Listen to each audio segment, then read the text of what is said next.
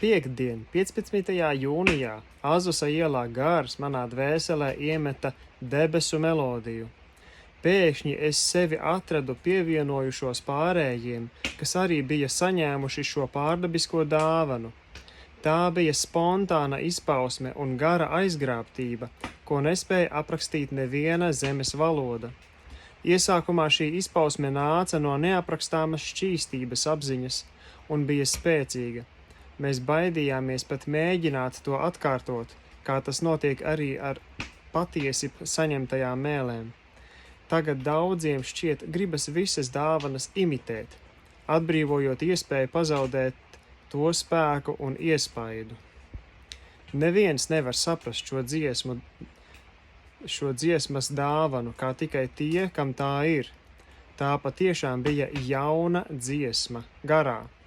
Iekavās 40. psalms, 3. pants. Kad es pirmoreiz to dzirdēju sapulcē, manā dvēselē ienāca dziļas slāpes to saņemt. Jūtu, ka tā precīzi izpaudīs manas sajūtas. Vēl nebiju runājis mēlēs, bet mani savā varā turēja šī jaunā dziesma. Tā bija visai augsta dāvana no Dieva. Par to neviens līdz šim mums nebija sludinājis. Tas kungs to suverēnā veidā deva līdz ar eļļas izliešanos vēlīnā lietus, gara kristību. Jākaba 5:7. Tā darbojās tad, kad gars iegāja cilvēciskajos traukos. Solo veidā vai kopējās dziedāšanas laikā. Dažreiz tā nāca bez vārdiem, citreiz mēlēs. Tai bija neparasts efekts uz cilvēkiem. Tas atnesa debesu atmosfēru, it kā tuvumā atrastos eņģeļi un būtu pievienojušies mums. Iespējams, tie tur bija. Šķiet, ka tieši tas izraisīja vislielāko kritiku un pretestību, un ļauniem cilvēkiem to bija grūti saprast, un tie to izsmēja. Kādi nosodīja šo jauno dziesmu bez vārdiem savās sirdīs, bet vai tad skaņa netika radīta pirms valodas? Un vai tad bez valodas nevar izpausties inteliģence? Kas sakomponēja pirmo dziesmu? Un vai mums vienmēr jāizpilda kāda cilvēka kompozīcija, kas mums liek to dziedāt? Mēs esam pārāk lieli tradīciju pielūdzēji. Runāšana mēlēs nav saskaņā ar cilvēku gudrību vai saprašanu. Tad kāpēc tāda nav arī dziesmu dāvana? Tā patiešām ir satricinājums vecajām labajām mūsu dienu pēdējās tradicionālajām reliģiskajām dziesmām. Un iespējams, ka tā tika dota tieši ar tādu nozīmi. Tomēr kādas no vecajām dziesmām ir labas, lai tās dziedātu. Mums nav vajadzīgs tās atmest un pret tām izturēties vieglprātīgi. Kāds ir teicis, ka katra jauna atmoda izpaužas caur tajā radušajām dziesmām, un tas, ko viņš teica, ir patiesība. Sākumā Azusā mums nebija mūzikas instrumentu. Faktiski mēs nemaz nejūtām vajadzību pēc tiem. Pēc tiem nemaz nebija vajadzības mūsu pielūgsmē, jo viss notika spontāni. Mēs nedziedājām no dziesmu grāmatas. Visas vecās labi zināmās dziesmas mēs dziedājām pēc atmiņas, ko atsvaidzināja Dieva gars. Mierinātājs ir atnācis. Iespējams, bija viena no visvairāk dziedātajām dziesmām. Tātad dziesmas nosaukums Mierinātājs ir atnācis. Mēs to dziedājām ik reiz no jauna, svaigā, spēkpilnā sirds piedzīvojumā. Kā Dieva spēks mūs toreiz piepildīja un pārsteidza. Tad ļoti populāra bija dziesma par Kristus asinīm ar nosaukumu Dzīvība ir asinīs. Sinaja, Golgāta un Vasarsvētki, tiem visiem bija sava vieta Azusa darbā, bet jaunā dziesma bija katru reizi jauna, jo tā nebija cilvēku sacerēta, to arī nevarēja noviltot. Krauklis nevar imitēt balodi, bet kad cilvēka gars atkal pacēla savu galvu, viņi sāka nicināt šo dāvanu. Laika gaitā viņi to izsvītroja no sapulces kārtības un izvēlējās dziesmas pēc pašu ieskatiem. Tā tika noslepkavots gars.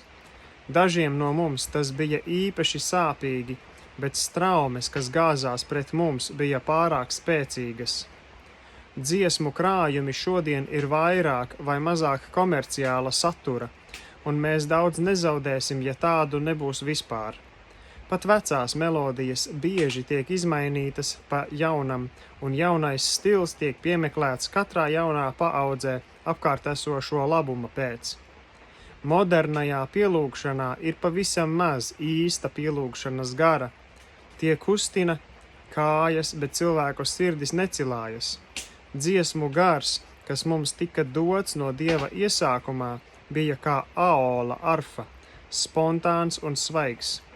Faktiski tā bija paša Dieva elpa, kas spēlēja uz cilvēku sirdstīgām un dziedāja ar cilvēku balsīm.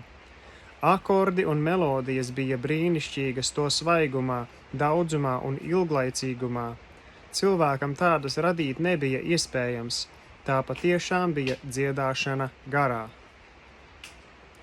Brālis Seimūrs tika atzīts par atbildīgo, bet mums nebija pāvesta vai kādas hierarhijas.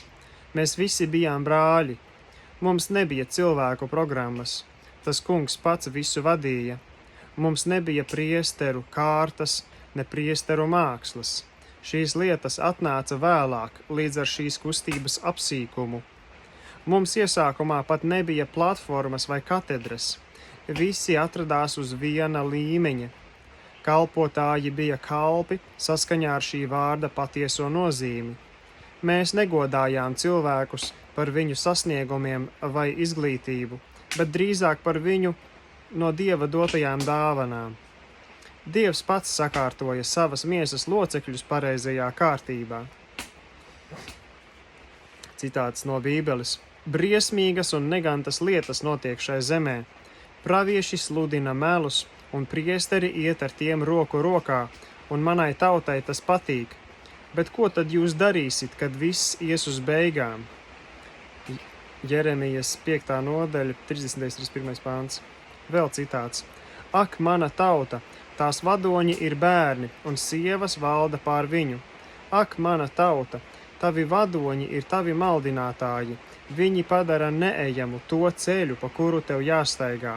Jesajas 3. nodaļa, 12. pāns. Brālis Seimūrs parasti bija nosēdies aiz 2 tukšām kastēm un sēdēja uz kādas citas.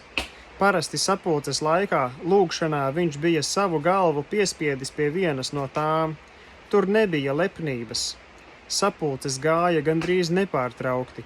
Meklējošas dvēseles nonāca Dieva pārliecināšanas spēka ietekmē gandrīz ik stundu, dienām un naktīm. Šī vieta nekad nebija aizslēgta vai tukša. Cilvēki nāca sastapties ar Dievu, un viņš vienmēr tur bija sastopams. Sapulces turpinājās. Sapulce nebija atkarīga no cilvēciska tās vadītāja. Nolaidās Dieva tuvums, un tā kļuva aizvien vairāk un vairāk aizraujoša. Šajā vecajā noliktavā ar tās zemajām spārēm un kailo grīdu Dievs salauza stiprus vīrus un sievas un sadalīja gabalos, lai pēc tam tos saliktu kopā pa jaunam, savai slavai. Tas bija varens pacilājošs process, lepnība un pašpaaugstināšanās, sevis goda meklēšana un pašapziņa tur nevarēja atrasties. Reliģiskais ego ātri pasludināja savu bēru ceremoniju.